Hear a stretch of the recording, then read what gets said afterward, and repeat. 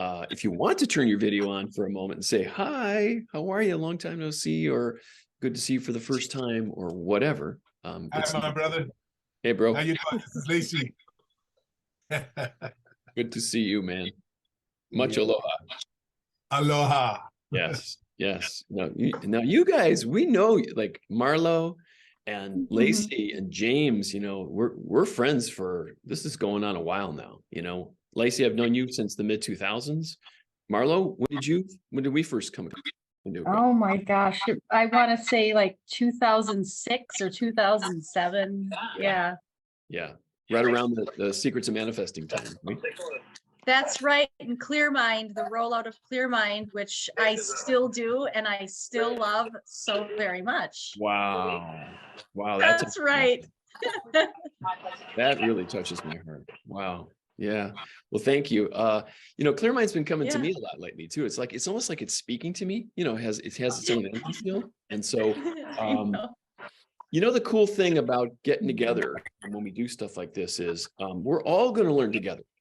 My wife looks at the statements. So your questions are driving tonight. So welcome is one way of saying it. Thank you is another way. And I want to thank you for being part of our community. And as I mentioned to some of you before we began, community is something that we're missing a little bit of, maybe for some of you, a lot of, especially in the post-pandemia world, where we were disconnected in so many different ways. And the more high tech we get, the less high touch. We need more high touch. So when I say welcome, there's another way to say it in Hawaiian, and that phrase is e komo mai. What e komo mai means is welcome from my heart. And those of you that have been on our conference calls from years back, you know that my partner, Susan Castle, we used to do a lot of Hawaii retreats, and the Hawaiian energy just touched our hearts and our minds in so many deep and profound ways. So she may have left the planet back in 2017, unfortunately, but she's still with us right now in a very profound way. One of the reasons why you didn't hear a lot from me, let's say on video, is because I had to put Humpty Dumpty back together again after she passed away. The grief stage and the mourning stage, and all that's good. I'm in a really good place right now, and I feel really good. And boy, am I grateful. Oh man, am I grateful. So in tonight's meeting, what we're going to do is we're going to answer the questions that you guys have sent in. And those questions are from the collective, so to speak. If you think about it, this is what we're all going through, And as we go, the power of your questions is based on something that is very, very meaningful to us in our psyche, in our hearts, in our bodies, in our energy fields, in our souls. And that is, if you have the power to ask the question, you also know that the answer comes from the same place that you asked that question from, which means if you can ask the right kind of question, you can dial into the place where the answer exists. One of my mentors, Richard Bartlett, taught me that many years ago. And I thought, whoa, that's pretty cool stuff. I got it. I got the vibe. And when you think of the wisdom in that and understand that if you can calm your mind for just a moment, go to your heart, purify your intent, in other words, and ask the right kind of question, you're going to get the right kind of answers. So your questions didn't just come through as a quick, it's really, no, I read every one of them, and we're going to go through every one of them and answer them, not just from Paul, but we're going to answer them from a higher place. That's the highest service that I could provide to you tonight, by far. So before we do that, let's do something. Let's take a moment, close your eyes, put your hand on your heart, and access your heart. Drop down from your mind into your heart and allow yourself to feel. Allow yourself to feel your feelings. Allow yourself to feel your heart beat, your heart wave, for those of you that know what I mean by heart wave.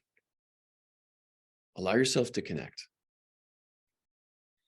We're going to do this a couple times through our meeting tonight, through our call, so that we all remember, including me, that unless we're connected here if you can see my chest, and here, we're going to bounce back up to the mind. And that's where the endless questions, the ones that you're not going to get clear answers from, emanate from. And they're going to be disempowering questions. Why don't I have it? Where's, why has God forsaken me? Why do good things happen to other people? Blah, blah, blah. But in this case, when my mind and my heart become one again, I call it the heart mind. I borrow that from a few of my mentors. Your heart mind knows. It doesn't have to quest for anything. So as we answer some of the questions that you guys sent in, that's going to be one of them, is whenever there's challenge, come back to the heart mind. How do you do that? We'll talk about it tonight.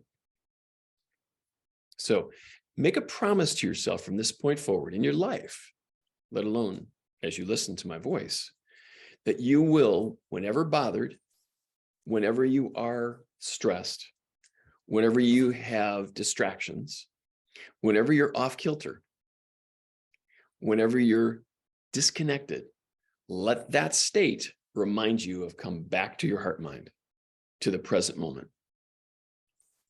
And we'll share more about that. So the clarity of your question determines the clarity of the response that you're going to get. I learned this a long time ago, and it has made a dramatic shift in my life. And I want to share that kind of clarity with you.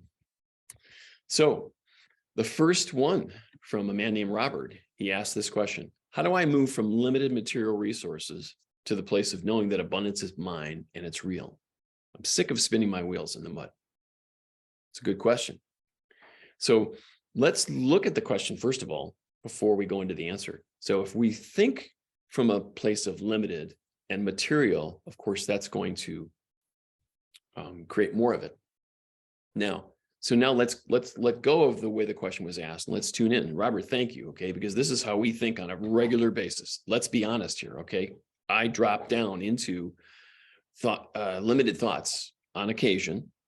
Nobody's perfect. Any master that calls themselves a master, any teacher that ever tells you that they never have problems, as a good friend of mine years ago used to say, run for the exits.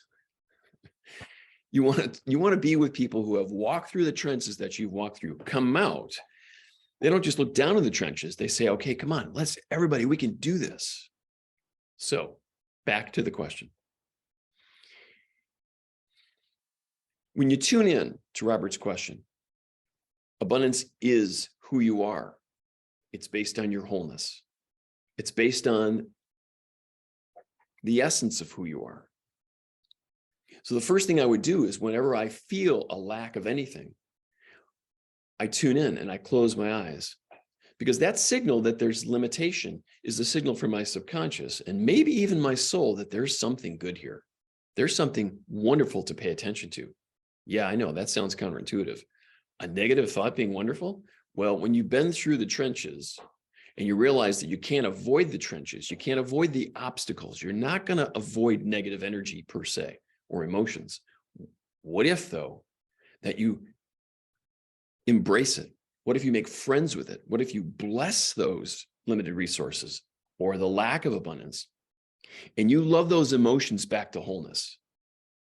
That's something that it took me quite a while to figure that out. I mean, I had wonderful abundance as I was first growing my company, but then the skids hit. The real blank hit the fan. You fill in blank. And I had a taste of challenges that I hadn't experienced before. And it happened more than once. It kept hitting me until I finally let go and I surrendered. So one of the answers to this question is, it's time to surrender. Surrender your mind, surrender your preconceptions, surrender what you think is right, and give it up. You've heard the phrase, give it up to God. I'm not talking about just the concept of it. I'm talking about the experience of it in your body. Unless you feel it, you will not experience a shift. So that is part of the conundrum. We're going to talk about this in several of the questions that were asked tonight. So if I were to say it, if it was a process of moving from limited resources to the place of knowing abundance is yours, number one, close your eyes. Number two, take a deep breath. Get in touch with the breath. And I mean, practice the breath. Make it part of your daily experience. And now get into a place of what if the abundance that my mind says I want is already here right now? What if? Honestly, when you really tune in, what does that feel like? Unless you access the feeling state of it, it is not real. One of my great mentors is Neville Goddard, and he does such a profound job of explaining what is that feeling state like. He has a book called The Feeling is the Secret, which means that unless you can access the feeling, what's showing up is really just the world of cause. It's the world of effects. I'm sorry, what I meant to say, it's the world of effects, not the world of cause. It's the world of material. And when we place our focus on that, that's what creates lack, because we think that's what's real. The world of cause is what's real inside our hearts, not inside of just our minds. The mind is limited in its scope. So I'm going to go on to the next question, and we're going to touch on the elements of each of these questions, and you'll see that each one of them kind of like sew together. Karina asked this question, which I thought was really deep: how to keep the terribly negative vibes of sadness, grief, irritation, etc. at bay. So much uncertainty and threat of world tyranny is so high that it's hard to keep or hold a space of trust and higher vision. Yeah, especially when we watch the news, especially when we become entrained into the matrix modality. In other words, the thought processes of, what is social media and what is all the news and media sources. Let's step back from that for just a moment. What if none of those things were really happening until you placed your attention on them? Now, I'm not talking about some overly simplified version of reality. I'm talking about, what do you place your attention on? Because that's what you're going to experience in your life. If you see negativity in your world, you're going to get negativity. If you focus on it, you're going to get it. Step back from it, Karina, or anyone else that feels this. I mean, this is a time on the planet that is not easy. The average soul wouldn't just come here. As a good friend of ours from Hawaii once said, he said, only masters would come here to this land of density, this land of duality. It's heavy, folks. Yeah, I agree with you. Sometimes it can be overwhelming, but that's the sign, as we mentioned before, to let go. It's literally a signal that's trying to get through from our subconscious, but also from our higher self, to awaken this mind of ours. But the only way you're going to awaken it is if you drop down back into the heart, let the heart then give energy back up to the mind. Otherwise, it's the same thoughts over and over again. And one trigger, something happening in Ukraine, something happening in the markets, something happening to one of your friends, someone got cancer, could set you off, unless you pay attention to what's going on the inside. It's always been an inside job. Any time that your mind takes you away from the present moment and has you believing that there is lack and pestilence or people that are suffering, that's a signal from your inner self to step back, to really honor how you're feeling, because otherwise the feelings are going to continue to build up, trigger. If you try to push them down, which a lot of us had to do, during the pandemic, well, how do you deal with all that stuff? Most people, their coping mechanism was to push it down. They call it avoidance strategy in psychology. So what if by you letting go and stop watching the news just for a day or two, that you become part of the cause of peace, that you connect with it, as Gandhi would say, be the change you seek. You have that in your heart and in your mind. Douglas asks this question: how do you stay true to your ideal consistently when the real world gives you incompatible feedback? Good question, Douglas. Yeah. All of us face this. You're not always going to be able to manifest what you want every day. One of the best ways that I could explain how you deal with this, in other words, like when the feedback that you get from the 5D world, the 5-dimension world, the 5-sense world, is, what if a part of you wants to have that experience of not having it, not getting it, not experiencing it, so that you can access something that's under the surface that most people won't sense, they won't pursue. In other words, they won't go into it. And by not going into it, they're leaving half their power sitting underneath the table. Let me explain. When the blank hit the fan for me and my family system, in other words, when people started passing away, my brother first in 2002, my dad in 2004, my mom in 2011, Sue got diagnosed in 2012. Yeah, I think, got my attention. So I had to do a tremendous amount of emotional release, letting go, relieving myself of the burden of thinking that there's a thing called loss, which thank God I got through that. I don't believe in loss. I believe that each of these wonderful people that I love dearly, they changed dimensions. I did not lose them. And that's a little counterintuitive for some people, but I still feel connected to every one of those people and then some. So here's where I'm getting at. What if those obstacles are placed in your path as wake-up calls so that you can, here comes the good part, the deeper the problem, the more intense the emotion, the more power that you hid somewhere deep inside of you that was just and is aching to just come out and be experienced again. So you become your whole self once again, maybe for the first time in dozens of years. I'll explain. When someone that you care for deeply passes away and you feel loss, when you feel disconnected from them, or when something that you put your whole heart and soul into crashed and burned, and you feel devastated, that's a part of you that devastation feeling is a part of you that's trying to express itself, but doesn't know how to, except for the old language, the feeling, the trauma, the resistance, whatever it might be.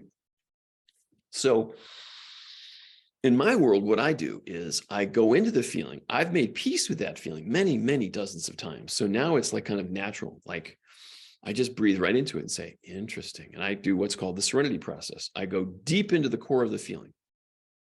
I close my eyes. I don't do anything else. Nothing is more important than accessing that feeling because I've trained myself to do this. And when you start accessing that feeling, you start getting some of your power back. It may not come all at once. It's good that it doesn't, because that would kind of maybe blow your mind. But what happens is you start feeling a little more normal. The stress starts diminishing and you go, okay, this is wild. It's, again, that's counterintuitive. Who wants to go into the problem or the feeling, especially if it's a negative feeling? Yeah, that's why more people don't feel better, because they avoid it. They push it away. It's a natural human trait that we do that type of thing. It doesn't have to stay natural, though. Our true natural state is allowing ourselves to feel our feelings fully. So back to your question, Douglas, how do you stay true to your ideal? Is you stay in the moment. You come back to that vision. Where does the vision come from? If it came from your mind, that's going to fall off rather quickly. If it comes from your heart mind, if it comes from your soul, you're not going to give up. It doesn't matter how incompatible that feedback is going to be. There are many projects that I've launched, even recently, that didn't hit the way I wanted. Am I going to give up on it? No way. That's not how I'm built. There's a difference between giving up and letting go. Letting go is when you take that deep breath, go to your heart and ask, what do I know to be true? That's what I would do, Douglas, to answer that question. That's how you stay true to your ideal. What do I know to be true? And if that even doesn't answer your question, ask this one. Spirit, teach me the truth about this. And for the word spirit, use whatever you say for God. God, universe, source. Teach me the truth about what's happening in me and in my world right now. And let go. And if you have a journal, journal that. I practice that on a regular basis, especially when I'm at my wit's end and I can't figure it out. So this is all practical. Carol asks this question. Why is my resistance so strong? What can I do to reduce it? Yeah, here's a good one. I'm smiling because I've visited there many, many times. We have felt resistance. Oh, you betcha. Yeah. And this is actually one of my favorite subjects because resistance is a way of saying, why can't I either accomplish what I want? Why isn't the energy moving the way I want it to? Why can't I somehow, get my gumption going? Why am I procrastinating? Why can't this thing move? And let's step back for a moment. There's something that, again, one of my favorite teachers, Neville, taught this. It's a concept called inner speech. I wrote it in my book called The Serenity Breath. And inner speech is something that we don't always notice, that no one else can hear. It's under your breath that you're telling yourself all day long. So if I'm saying to myself, this isn't happening, why isn't it happening? Under my breath, oh, what is wrong with me? Oh, what did I do wrong? Other people are getting it. I'm not. That's the inner speech I'm talking about. What if you caught that, breathed into it, so you're aware of it, right? And now you're listening to your own thoughts that are depositing themselves in your subconscious. And that's why the stuff shows up the way it shows up, is we're the only one that's sending those thoughts into the subconscious. And then it's an amplifier. So it's sending out and broadcasting to the world whatever thought, emotion, vibration that those thoughts came from, right? So as I was preparing for this meeting tonight, one of the clear things I thought was, what are we broadcasting? What are the thoughts that we're sending on a regular basis without even knowing it? That's what Neville talks about when he talks about this concept of inner speech. When you can access what you're thinking and feeling at the deep level, I call it the origin thought level. It's the thought beneath the thought. What if that thought was so sweet that instead of asking, why is my resistance so strong? What if this resistance is a blessing? What is it trying to teach me? What's good about this? What if I gave it some light? What if I took an essential oil and put it on my heart and talked to that resistance, asking for a communication path to open up to that resistance? Give it credit because it's incredibly freaking intelligent. It's time we give some understanding and awareness and meaning to the parts that create these negative feelings, because if we don't, number one is you'll never get out of that negativity. Number two is you won't discover what their true intent is. Their true intent actually is positive. That's another deep, deep secret of this whole thing called human existence. When you search for the positive intent in whatever challenge, problem, resistance, obstacle that you encounter, you're going to find it. Maybe not all at once, but ask that question. Go to your heart mind. What's going on here? What's the truth about this? I'm going to change my wavelength right now. I'm a little tired of this old feeling, all right? But I'm going to get in touch with it. I'm going to breathe into it. What's your purpose? What's the gift here for me? What's the lesson? You'll find the words that are right for you, because some people aren't ready to go right to the gift. Again, I've trained my mind to do this many, many hundreds, if not thousands of times. So I go right to the gift all the time, unless of course it's really intense and I have to step back and do what you're doing, right? So instead of trying to reduce the resistance, what if I say, bring it on? What if I say, come on, I know you're a powerful signal and I have placed so much energy in that resistance. What if I could access some of that energy? And let me turn that around just for a moment. I was sharing this with a friend recently, and I'm going to ask it to you. Think of one of your challenges. Don't pick the biggest one. Just pick one of the ones that, are kind of frequent. Think of that for yourself now. All right. Now, ask yourself, how do you feel? What is the feeling that you feel when you think of that issue? Now, here comes the good question. the one that could be the open the Pandora's box in a good way. How much energy does it take feeling that problem, thinking of that problem? And if you're honest with yourself, it takes a lot. It could drain you. It could knock you over. Maybe you lose sleep at night. Maybe you just can't get your game on. That's resistance, right? But what if it has a positive intent?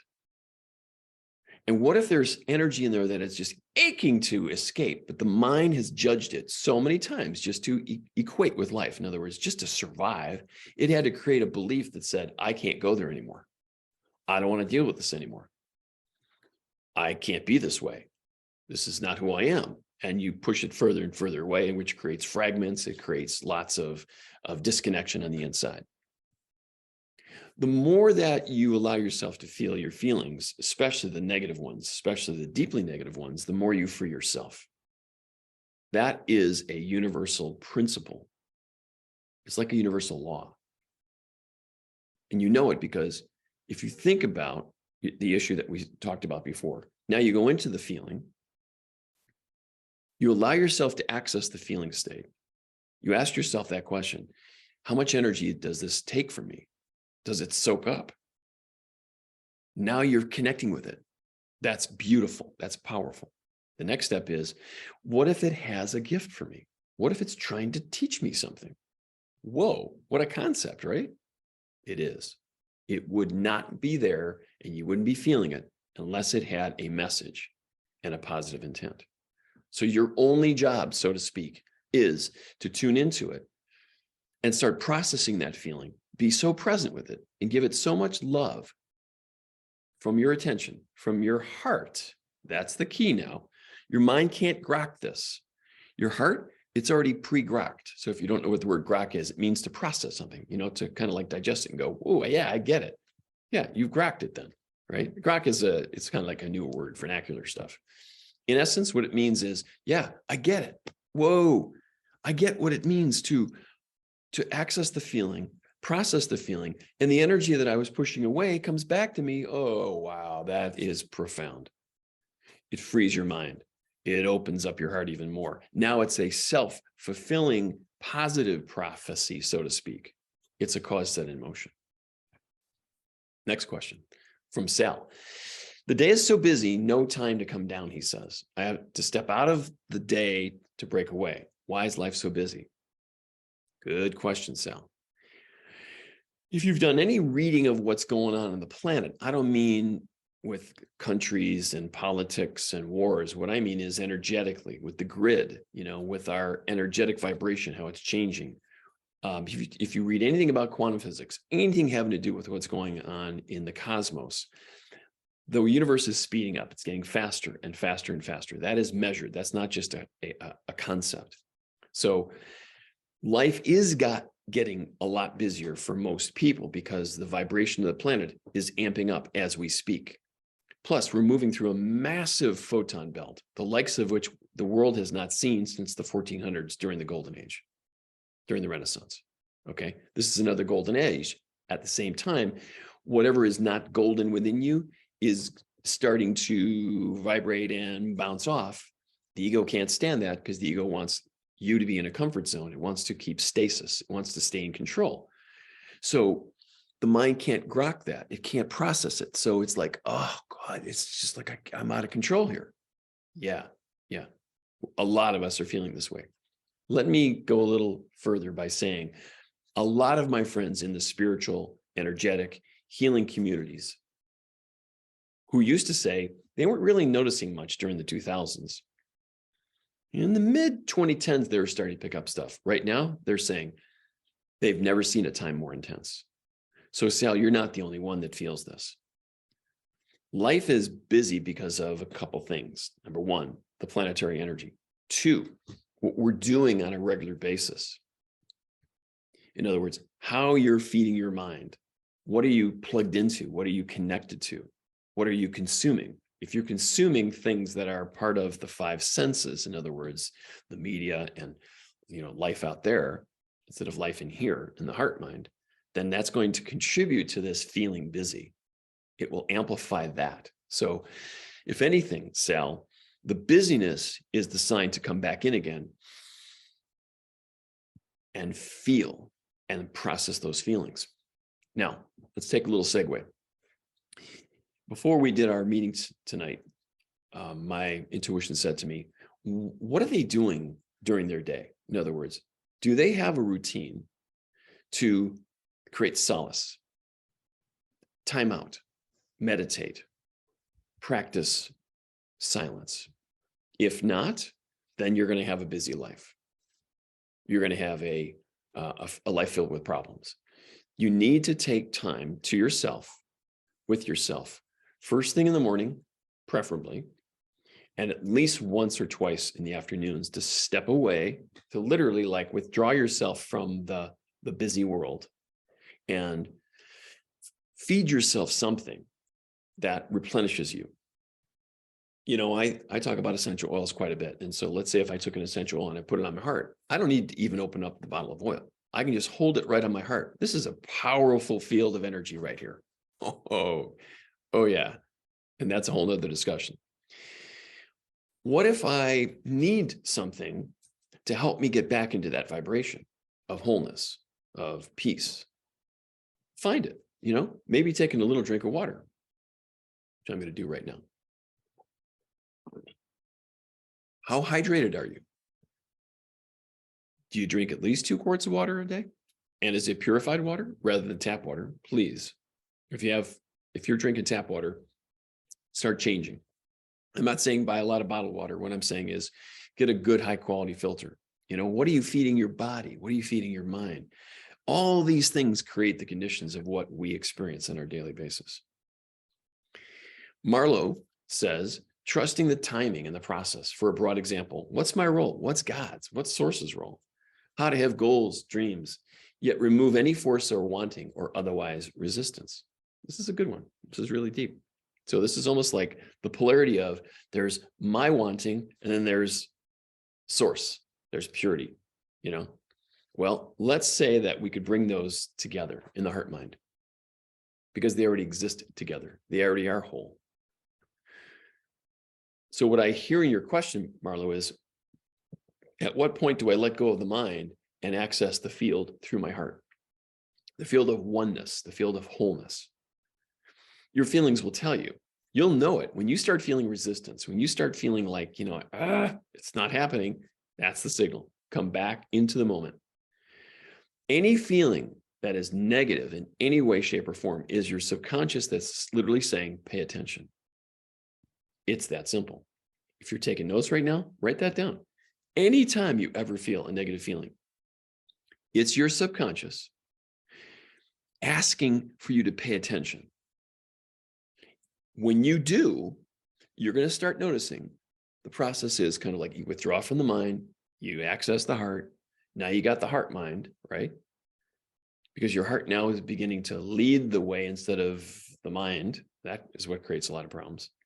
You come back into an integrated sense of wholeness. You come back to yourself. So let's do that right now. Close your eyes. Let's do what Marlo is asking here. In essence, we'll shorten it. Instead of thinking what you want, go to your heart. Take a nice deep breath and ask yourself, what does my heart know? Not what does it want? What does my heart already know?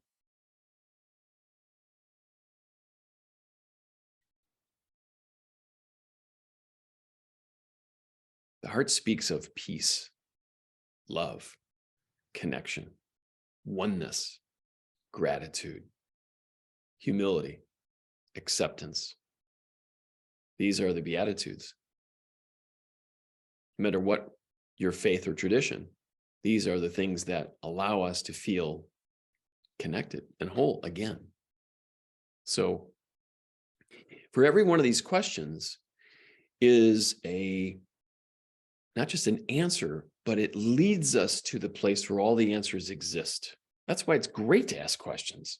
There are no dumb questions. They're all fantastic. And Allow yourself to continue going back into your heart mind, where you close your eyes, tune in, take that deep breath, continue processing that breath, which gets you in touch with your emotions. Now it starts releasing the subconscious stuff. Okay. In other words, the collected matter, the collected energy that got pushed down underneath the surface. That's why we feel any form of pain, whether that be emotional, mental, spiritual, karmic, soul-based, all the above. It's because we took and made a decision. That's it. I can't deal with this anymore. And you put it away. That's, a good definition of a trauma. You didn't do that with your conscious mind. That was your unconscious doing it for you. Now, here's another one that's not connected to Marlo's question, but let's go on a tangent here. Let's say that you are ready to go further in your life and you want not just new challenges, but you're ready to process, energies, and you want to evolve a little bit more. Like, in other words, maybe even amending some of your soul's contracts. It's a little bit outside the scope of tonight's meeting, but let me just, drop a few pebbles here. You can do that. If something seems immovable in this lifetime, whatever it might be, that it doesn't matter. It could be abundance. It could be health. It could be love and relationships. It could be how you feel about yourself. You can amend the contract and the karma that you have been, quote unquote, destined with. It's not really destiny. It's more like, I've been playing this role for this up till this point. I'm getting a little tired of it now. You know what I'm going to do? It's time to let go. Hey, soul, deep inside of me, I'm ready to let go of this old lesson, the chronic lesson that keeps coming back again, like a bad hairdo, like bad, like really old gum stuck to your gym shoes. Yeah, you can amend not just the choices of the mind and of the heart, but of the soul as well. That's when you really begin to make shifts that are unfathomable in many people's lives.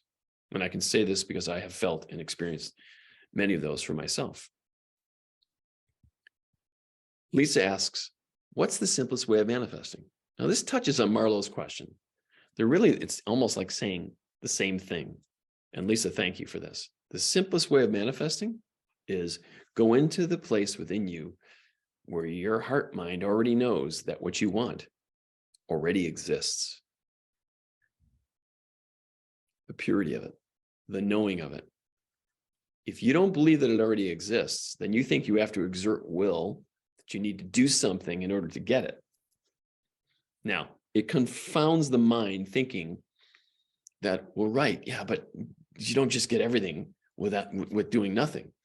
I understand that. I'm not saying that you do nothing. What I'm saying is that you spend most of your time, so to speak, most of your thought feelings on the appreciation and the gratitude of knowing what you want is already created. And if it hasn't shown up yet, ask yourself, how do I feel about that?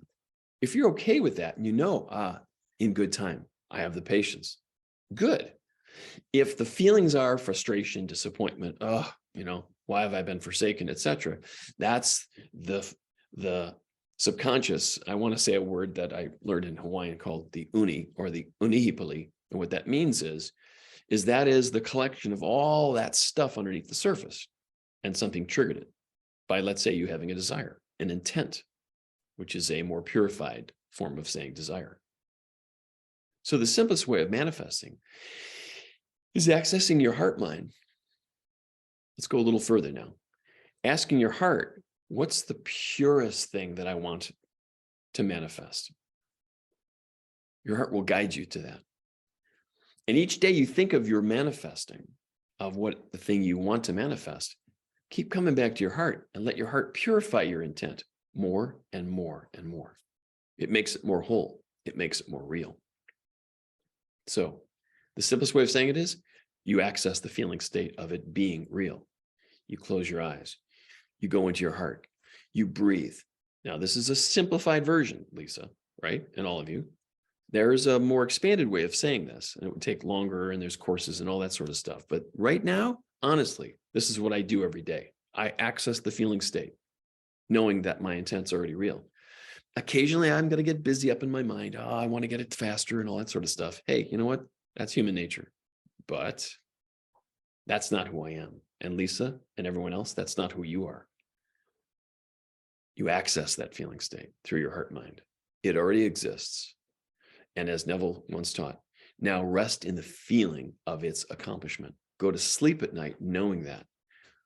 And ask yourself this question. What do you feed your mind before you go to sleep at night? Because whatever you think and feel before you sleep is going to create its likeness in your subconscious.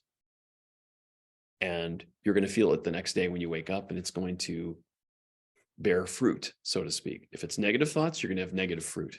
If it's frustration, anger, disappointment, etc., that's going to create more of that in your life. If, on the other hand, you know how to go into this feeling state before you go to sleep at night, and you, let's say you take your hands like in the prayer position, you put them on your heart, or you just put your hands on your heart like this, and you just allow yourself to feel. And you see, naturally a smile is coming to my face because it feels just natural. And because it's gratitude. And even if you don't know what you're feeling grateful for in terms of the thing you want to manifest, ask, so what am I really grateful for in the meantime? You'll feel it. Practice that before you go to sleep at night.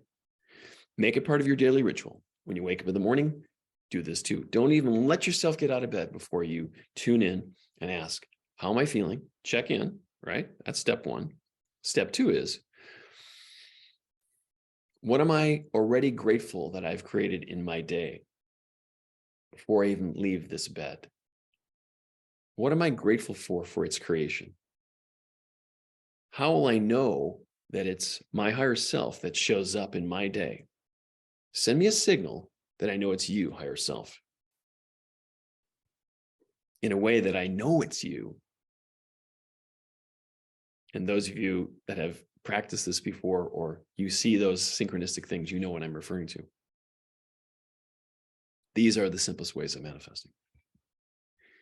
Wilma says, I seem to have a block around allowing and receiving money. How do I clear that block? It's a good one. Yeah. A lot of people these days, you know, with the ups and downs of markets and finances and inflation and everything are feeling stuff like this. So I'm going to do it right now. Let's do this together. Okay. Again, let's do this experientially instead of just conceptually. You know, concepts, they bounce right off the top of your head. Experience is what we're craving. So how do you feel with enough? Go into your heart mind. What does enough feel like for you? You don't need to be concerned about clearing the block, because what if the block is the energy that you want to experience? This is cool stuff, folks. Again, it's counterintuitive. What if the block is good? What if the block is the energy that's going to create the very thing that you want? Cool. I mean, I wish I knew this stuff 30 years ago. It took me quite a while to figure this out. Collapse the polarities between enough and not enough, good and bad, light and dark. Let go of those, transcend them. Go to the heart mind that knows that everything comes from a yin yang existence until I let go and the polarities just release and come back into wholeness. Block, flow. In other words, if there's a block of energy, the opposite is the flow of energy. Pushing something away, allowing it to be received.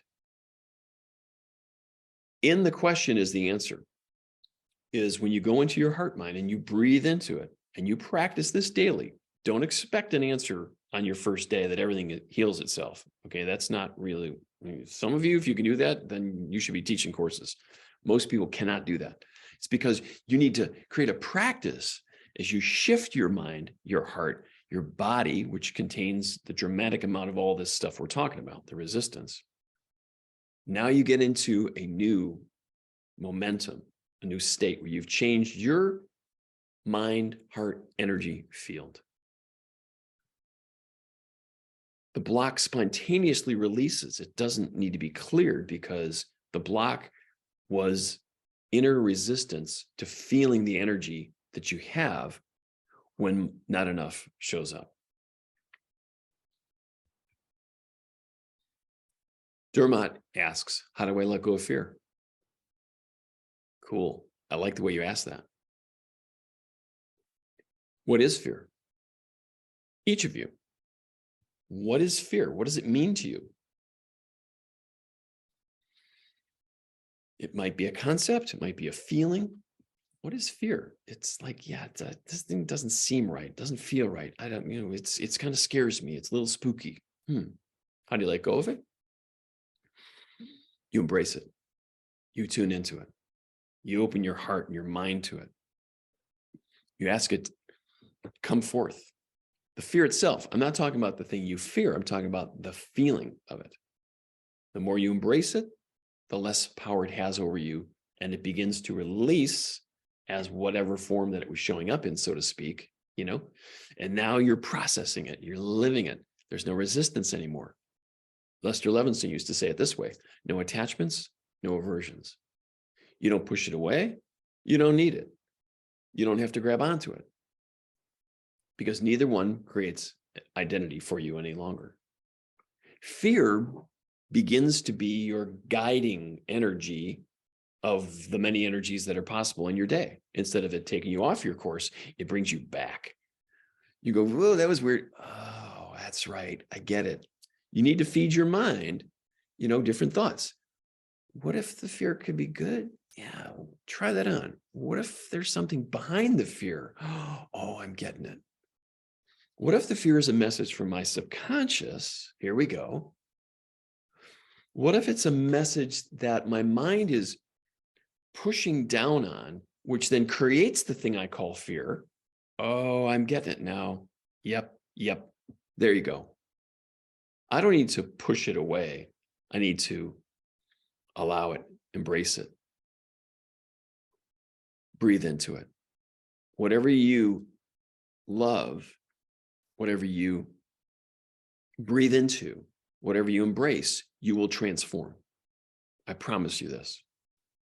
The more you practice that, you become greater than anything you've ever imagined. So Vanessa says, how to keep focused through physical pain. Good. This is a good one. Yeah. I recently had some hip stuff go on, and had tremendous amount of pain. This was after Susan passed away back in 2017, 2018, 2019 was like, the bane of my existence when it came through all the pain. And I did a lot of stuff.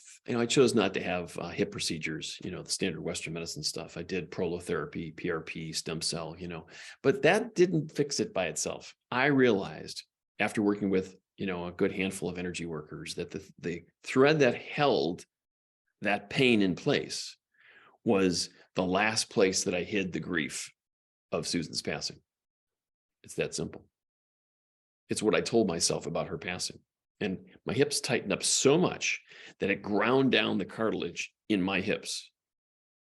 And I know that working with some energy workers and some body workers, they said actually what happened is your femur came up because the muscles were so tight, and it ground the femur and what's called the acetabulum together. And there went the cartilage on both sides. Well, it's regenerated. It's not full yet. It's almost like Joe Dispenza's story when he talks about how his crushed vertebrae, his 8 crushed vertebrae in his back healed. It's because this issue for me, and Vanessa for you, you can focus on that pain and let go of the mind, come into the heart mind, go into the core of that feeling, start processing it differently. In other words, you got to meditate to get to that feeling. You can't do it through your mind. It's not going to happen. The mind it's a problem-seeking entity. It only knows what it knows. It's the island of the known. What Vanessa's asking is, how do I let go of the island of the known and go into the ocean of the unknown without scaring the bejesus out of myself and realizing the physical pain is only a symptom? And I'm going to let my body regenerate in the process, because the purpose of that pain, in my opinion, Vanessa, is to get my attention in such a way that nothing else could possibly do that. And as the old sage A.H. Almas would say, that part of you loves you so much that it would create that pain to get your attention, to keep you honest. Yeah, that's some amazing stuff. It's completely counterintuitive. Most people will avoid the suffering and run the other way. We're here to remember our wholeness. We are here to experience something that most people can't even imagine. We're here to awaken faculties and skills and knowings within us that mere mortals cannot, they don't know how to experience it. But what we're here to do, you and I, is to remember that through our soul, coming through our heart. If we feel pain, we bless that pain. We say, thank you. Now we go deep into the core of that pain. It's beyond the oscillation. In other words, that vibration of, it's irritating. Let me give you a quick example. Years ago, I had a dental issue. Okay. I had a tooth extracted, and I didn't know that I should have done something different or whatever. All I know is I had a ton of pain. And I thought to myself, so what if this pain is, it's a lesson. So I went into the feeling of the pain. It was on the left side of my cheek. I went deeper and deeper and deeper into it until I got into the core of the pain. I breathed into the pain. I stayed with it. In 10 minutes, the pain virtually was gone, and I was blown away. I mean, I was gobsmacked, the Australians say. I believed it. I didn't disbelieve it. I knew there was something in that pain that was teaching me to pay attention to it. Vanessa, that's how I would answer your question, is go into the pain with your heart mind, not just with your physical mind, not with your brain. Breathe into it. It will teach you in a way that no teacher on the outside could teach you. In fact, the gifts you're going to get from doing this process are going to be so profound that you're going to become either a teacher or you're on the other side of it looking back going, wow, the humility, the gratitude. Oh, whoa, I'm a different being now. Share that with others, please. Please. And you're going to get even better at it when you share it with others. Lauren asks, I'm going through a big change in my life right now, and I'm finding it hard to cope. In other words, like, what do I do? First of all, welcome to the crowd. All right. This is big change time on planet Earth. Many of us, if not all of us, are going through big change time. So, high five. It's a good sign. All right. The coping is it's the mind trying to go, yeah, I want to control this. I need to put it into a container.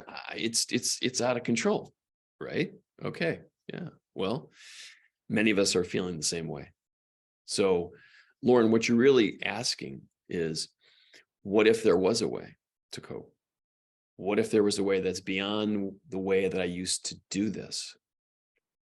What if by accessing this heart mind through my breath, the one way that I have access to my autonomic nervous system is through my breath. I don't mean as a mind hack. Okay. We're not talking about some little short-term technique. I'm talking about you building your spiritual skills in a way that won't just shift and alter and transform your life, but anyone's life that you touch. So your coping challenge right now is a gift. When you see it that way, when you feel it that way, that's when the transformation begins. And its purpose is now coming through. If this is your mind and this is your subconscious, it's coming through by asking different questions. What if this is a blessing? What if I bless it with my breath and with my heart, the heart breath? The more I do this, the more I practice this, I promise you it gets better. There's a way to measure that, by the way. It's called serenity, but that's for another time. It's the degree and the measurement of the alignment of the heart, the mind, and the body's energy systems. And it's profound. And you can, in fact, through practice, change the oscillations of the mind body back into wholeness, into harmonics. Well, that kind of takes care of the questions that I received as the day was going today. And so I'm going to tune into you guys now and see if there's anything else that you'd like to ask before we close. So let me take you off of mute. Someone just asked a question. It is James. So James says, how can I manifest something big, what I desire instead of past childhood trauma, etc.? Yeah, how do we stay in the present moment? I think, James, what that comes back to, depending on when you wrote that, what if it already is manifested? Let's start with that. We need to keep principles in mind that are beyond what the mind is. The question comes from, I don't have it.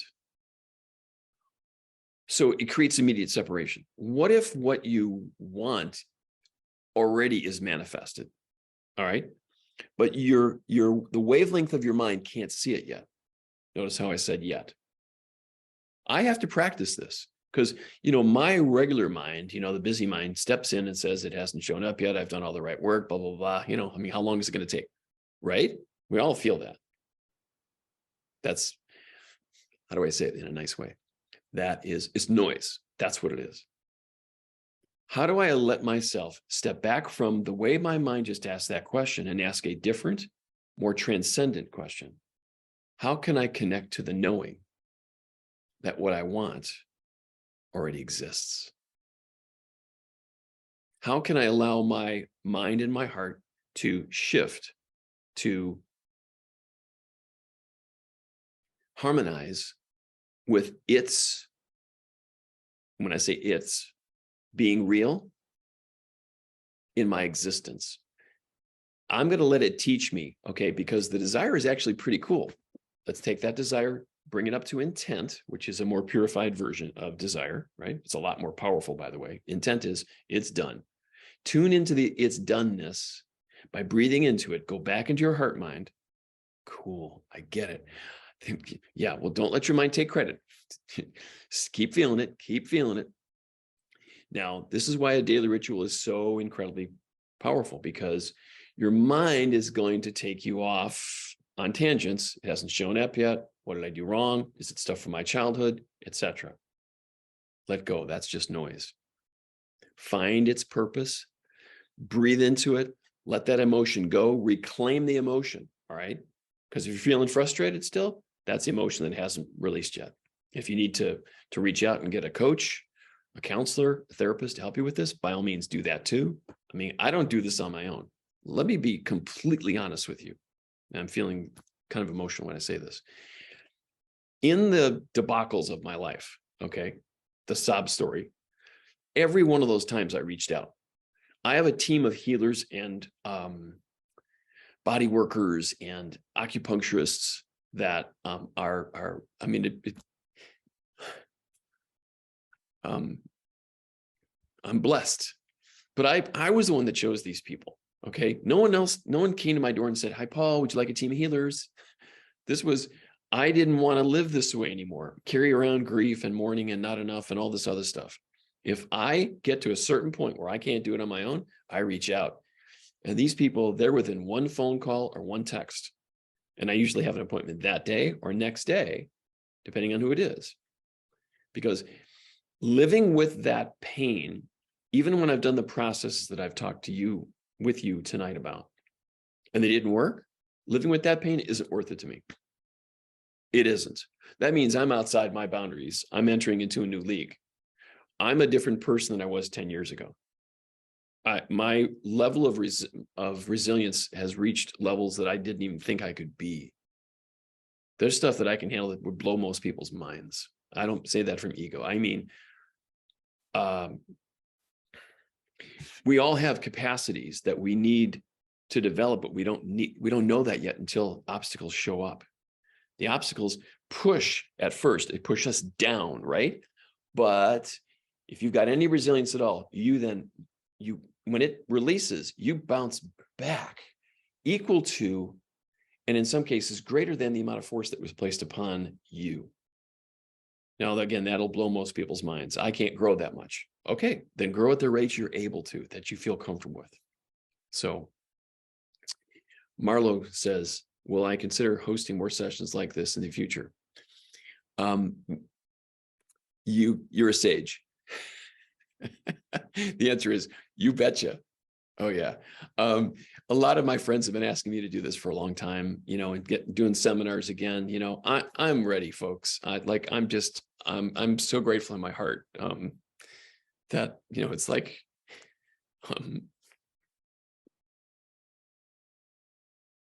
It's like Paul's back. Yeah, that's the truth. Yeah. And what I really mean is like, it's like this, it's like my truth of who I am is back. Not the stuff that was holding me down, but boy, did I learn stuff from that. Oh man. Everything I've shared with you tonight is from real life. It's not just from a book. You know, books are great. I've got a lot of them around me. Any woman that I date, they look at me, they go, oh my God, you know, boy, are you a voracious reader? Yeah, that's because I love what I do. This is part of who I am, you know? So yes, Marlo, done deal. Frequency, we'll figure it out. At the very least, it's going to be twice a month. That's going to help me stay connected and sharp, but also to help all of you, all of us, stay connected. And, you know, let's say that aside from what I shared with you when we first began tonight, that we're all in the same room together, etc. I really mean that. Now, if Marlo, if you could meet Lacey, and who is this up here? If Lori, if you could meet Colleen, and Olga and James, okay, I mean, really connect and realize that we are all doing this. We're ascending together. That's part of our purpose on this planet. Let me step back and share something that a buddy of mine from Hawaii once said. You heard the first part. Only masters would choose to come here. This place of incredible density. And when people who wouldn't even conceive of a concept of mastery, and when I say mastery, I mean with a capital M. I mean people of humble hearts, of very, very beautiful spirits. That's who it comes through. It comes through those who have no preconception of the way it should be, and they've taken their their hits left and right, and have the wherewithal to stay and keep going on the path. And as a track from the album called Graceful Passages says, and still I walked on. Yeah. So, hey, Chris, good to hear from you, buddy. If I'll give you another couple minutes for any other questions before we close. Thank you, all of you. This has been a joy.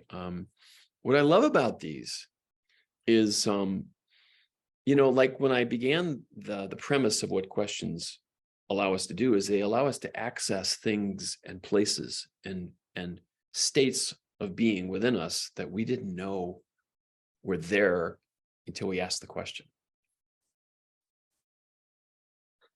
Yeah. So, a deep gratitude from my heart.